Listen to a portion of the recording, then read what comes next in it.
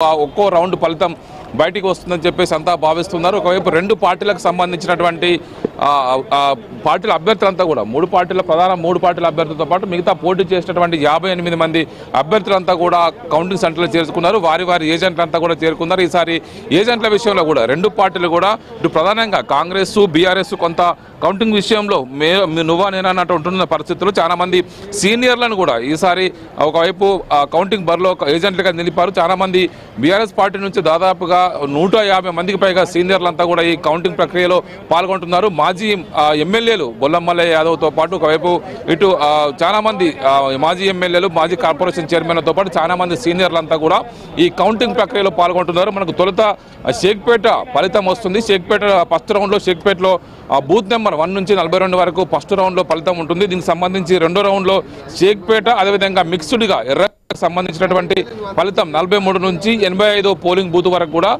Counting కొనసాగుతుంది. మూడో రౌండ్లో రహమత్ నగర్ వెంగళరావు నగర్ ఈ రెండు డివిజన్ల కంబైన్డ్ కౌంటింగ్ కొనసాగుతుంది. 86 నుంచి 126 వరకు. అదేవిధంగా నాలుగో రౌండ్లో వెంగళరావు నగర్ రహమత్ నగర్ సంబంధించినటువంటి కౌంటింగ్ కొనసాగుతుంది.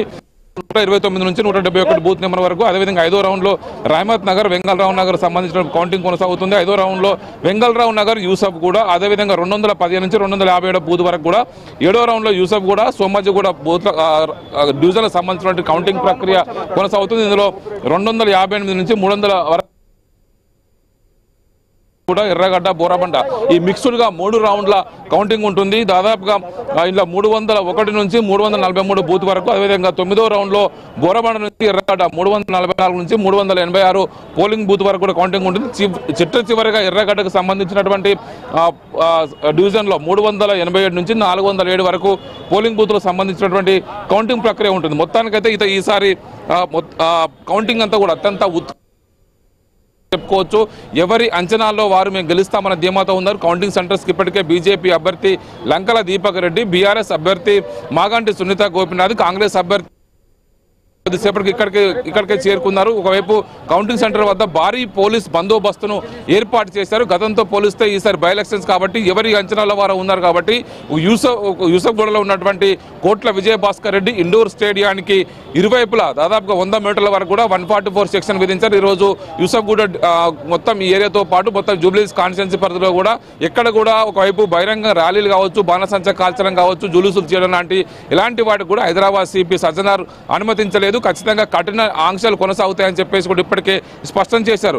మొత్తానికైతే గతంతో పోలిస్తే ఈసారి ఎలక్షన్కి సంబంధించినటువంటి విషయం చూస్తే కనుక ఈసారి మొత్తం ఓటర్లకు సంబంధించిన విషయంలో గతంతో పోలిస్తే సేమ్ 1-2% పోలింగ్ పర్సెంట్ మాత్రమే మార్పు వచ్చింది. కేవలం 48.49% మాత్రమే పోలింగ్ నమోదైంది.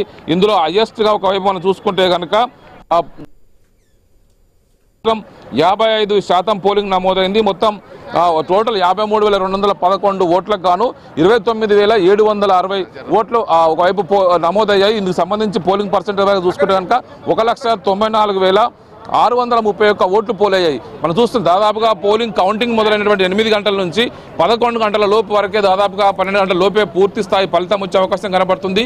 ఈసారి కౌంటింగ్ టేబుల్ల సంఖ్య ఎక్కువగా ఉంది కాబట్టి త్వరగా ఫలితం వచ్చే అవకాశం ఉంది. కాకపోతే బరిలో నిలిచిన అభ్యర్థులు 58 మంది ఉన్నారు కాబట్టి వారికి సంబంధించిన ఒక్కొక్కరి కౌంటింగ్ తీస్తారు కాబట్టి పరిస్థితి కొంత ఆలస్యమైనప్పటికీ కూడా దాదాపుగా 2-3 గంటల్లోనే పూర్తి స్థాయి ఫలితం ఒక అంచనాకు వచ్చే అవకాశం అయితే కనబడుతుంది. ఇటు బీఆర్ఎస్ మరో కాంగ్రెస్ ఎవరు అంచనాలు వారిలో ఉన్నారు. ఒకవైపు అనేక ఎగ్జిట్ పోల్ అంచనాలు ఎవరికి వారికి అనుకూలంగా చెప్పుకున్నప్పటికీ కూడా ఒకవైపు ఎన్నికల్లో పోటీ చేసిన అభ్యర్థుల నిక్షిప్తమై ఉంది.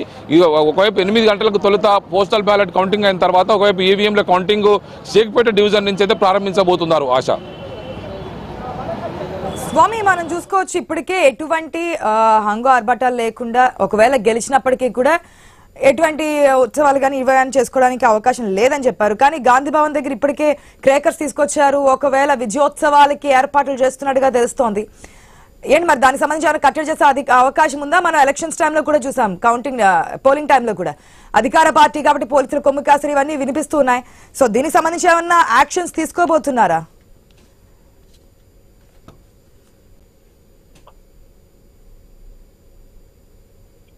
ఖాయమని దాదాపు ఒక అంచనాకైతే వచ్చారు. సంబరాలకు ఉత్సవాలకు ఏర్పాట్లు చేసుకుంటున్నారు. మరోవైపు బీఆర్ఎస్ పార్టీకి సంబంధించినటువంటి నేతలంతా కూడా తెలంగాణ భవన్ లో టీఆర్ఎస్ పార్టీకి సంబంధించినటువంటి నేతలు కూడా ఏర్పాటు చేసినటువంటి వార్ రూమ్ నుంచి పార్టీ సీనియర్ నేతలు కేటీఆర్ కావచ్చు, హరీష్ రావుతో పాటు సీనియర్ నేతలంతా కూడా కౌంటింగ్ జరుగుతున్నటువంటి ప్రక్రియకు సంబంధించిన విషయంలో కూడా వారు లోపల జరుగుతున్న ఏజెంట్లు కూడా ప్రతి ఒక్కరు కూడా అత్యంత జాగ్రత్తగా ఉండాలి. కౌంటింగ్ విషయంలో అత్యంత ఒకవైపు లోపల ఎలాంటి ఇష్యూ వచ్చినా కూడా వెంటనే పైకి చెప్పే విధంగా ఎలాంటి ఇష్యూ వచ్చినా కూడా వెంటనే పైకి చెప్పే విధంగా ఇప్పటికే ఏర్పాటు చేసుకున్నారు. అందుకోసమే మాజీ ఎమ్మెల్యేలను ఒకవైపు మాజీ కార్పొరేషన్ చైర్మన్లను సీనియర్లందరినీ కూడా ఏజెంట్లుగా నియమించుకొని ఈసారి ఎలక్షన్ సంబంధించిన కౌంటింగ్ విషయంలో ప్రతి విషయంలో చిన్న ఇష్యూలో కూడా అత్యంత జాగ్రత్తగా ఉండాలి. లోపల ఇప్పటికే అధికార దుర్వినియోగానికి అధికార పార్టీ పాల్పడుతుందని చెప్పేసి బీఆర్ఎస్ నేతలు ఆరోపిస్తున్న నేపథ్యంలో దీంతో కొంత నిన్ననే సాయంత్రమే నేను తెలంగాణ భవన్లో ఏజెంట్స్ ఎంతమంది ఉన్నారో వారి పార్టీ ఏజెంట్స్ తో పాటు వివిధ ఇండిపెండెంట్ అభ్యర్థుల తరఫున కూడా చాలా మంది ఏజెంట్లను ఈసారి బీఆర్ఎస్ పార్టీ నియమించింది. దానికి అనుగుణంగానే వాళ్ళంతా కూడా కౌంటింగ్ సెంటర్లో అత్యంత జాగరూకతతోటి అప్రమత్తతో ఉండాలని చెప్పేసి కూడా వారికి ఏ విధంగా టెక్నికల్ అంశాలు ఏ విధంగా మనం చూడాలి, ఒకవైపు కౌంటింగ్ జరుగుతున్నప్పుడు ఎంత అప్రమత్తంగా ఉండాలి, ఏ అంశాలపైన వాళ్ళు డీవియేషన్ జరిగే అవకాశం ఉంది, అలాంటి వాటి విషయంలో వెంటనే మనం అక్కడ ఆర్ఓని కావచ్చు, కౌంటింగ్ ఏజెంట్స్ని కావచ్చు, వాళ్ళకి సంబంధించినటువంటి విషయంలో జాగ్రత్తగా ఉండాలని సాయంత్రం వారికి తగు సూచనలు చేయడం జరిగింది. మొత్తానికైతే రెండు పార్టీలు ప్రధానంగా భారతీయ జనతా పార్టీ విషయం పక్కన పెడితే కనుక బీఆర్ఎస్ కాంగ్రెస్ విషయంలో మాత్రమే ప్రధాన పోరు ఉంటుంది. ఇద్దరి మధ్యలోనే ఒకవైపు నువ్వా నేనైనట్టు పరిస్థితి ఉన్న నేపథ్యంలో ఎవరిని విజయం వరుస్తుంది అనేది కూడా ఇప్పుడు కొంత ఉత్కంఠగా ఉన్నది. 8 గంటలకు ఇప్పుడు కౌంటింగ్ ప్రారంభమైన తర్వాత తొలుత పోస్టల్ ఓటర్లు బ్యాలెట్ లెక్కించుతారు. అందులో 107 పోస్టల్ ఓటర్లు కానీ 101 పోస్టులు పోలయ్యాయి. వాటికి సంబంధించిన ఫస్ట్ వాటిలో వ్యాలిడ్ అయిన వాటి పక్కన తీసి ఏ పార్టీకి ఎన్ని ఓట్లు వచ్చాయో లెక్కించి బయటకు చెప్తారు. ఆ తర్వాత ఈవీఎంల లెక్కనైతే ప్రారంభిస్తారు. ఒకవైపు గాంధీ భవన్ పరిసర ప్రాంతాల్లో ఇప్పటికే కాంగ్రెస్ పార్టీ నేతలు తమ గెలుస్తారని చెప్పేసి పెద్ద ఎత్తున కూడా ముందస్తు అంచనాలతో వాళ్ళు ఉత్సవాలకు సిద్ధపడుతున్నారు. మరోవైపు జరుగుతున్న పరిణామాలను జాగ్రత్తగా అంచనా వేసిన తర్వాతనే ఒకవైపు తెలంగాణ భవన్లో ఉత్సవాలు చేసుకోవాలా, లేకపోతే పార్టీ అభ్యర్థి గెలిస్తే ఏం చేయాలనేది పెద్ద ఎత్తున కూడా ఉత్సవాలు చేసుకోవాలనేది కూడా ఒకవైపు తమ సిట్టింగ్ స్థానం కాపాడుకోవడం కోసం ఇప్పటికే బీఆర్ఎస్ పార్టీ తమ సిట్టింగ్ అభ్యర్థిగా ఉన్నటువంటి గతంలో ఇక్కడ 3 సార్లు హ్యాట్రిక్ విజయం సాధించినటువంటి మాగంటి గోపీనాథ్ అకాల మరణంతో వచ్చినటువంటి బై ఎలక్షన్స్ లో ఖచ్చితంగా స్థానం దక్కించుకోవాలన్న ఉత్సాహంతో మొదటి నుంచి కూడా ఎలక్షన్ నోటిఫికేషన్ కంటే ముందే ఆ మాగంటి సునీతను అభ్యర్థిగా ప్రకటించి ఎన్నికల ప్రచార గోదాలోకి దిగినటువంటి బీఆర్ఎస్ పార్టీ ప్రచారంలో ఎక్కడ కూడా వెనకబడకుండా అన్ని రకాలుగా జాగ్రత్త పడ్డప్పటికీ కూడా చివరి సమయంలో అధికార పార్టీ అన్ని రకాల తాయిలాలు ఇచ్చి ఓటర్లను ఆకర్షించిందనేది ఒక ఆరోపణ అయితే కాంగ్రెస్ పైన చేస్తుంది. ఎలక్షన్ అంటేనే కూడా అన్ని రకాల అస్త్రశస్త్రాలు మోహరించి అభ్యర్థి విజయం కోసం ప్రయత్నం చేస్తుంటారు. ఇందులో ఎవరి ప్రయత్నాలు వాళ్ళు చేసినప్పుడు కూడా ఓటర్లు ఎవరి వైపు మొగ్గు చూపారు అనేది కూడా కాసేపట్లో తేలనున్నది Asha. Right, thanks for the update Swami. First round ఫలితాలు వచ్చినది మళ్ళీ మిమ్మల్ని కాంటాక్ట్ అవుతాం. ప్రెసెంట్ చూస్తే 3 పార్టీలు అటు వార్ చూస్తే 2 ప్రధాన పార్టీలు అధికార ప్రతిపక్ష పార్టీల మధ్య కనిపించిన బీజేపీ కూడా గెలుస్తామనే ధీమా వ్యక్తం చేసినటువంటి సిచ్యువేషన్ కనిపిస్తోంది.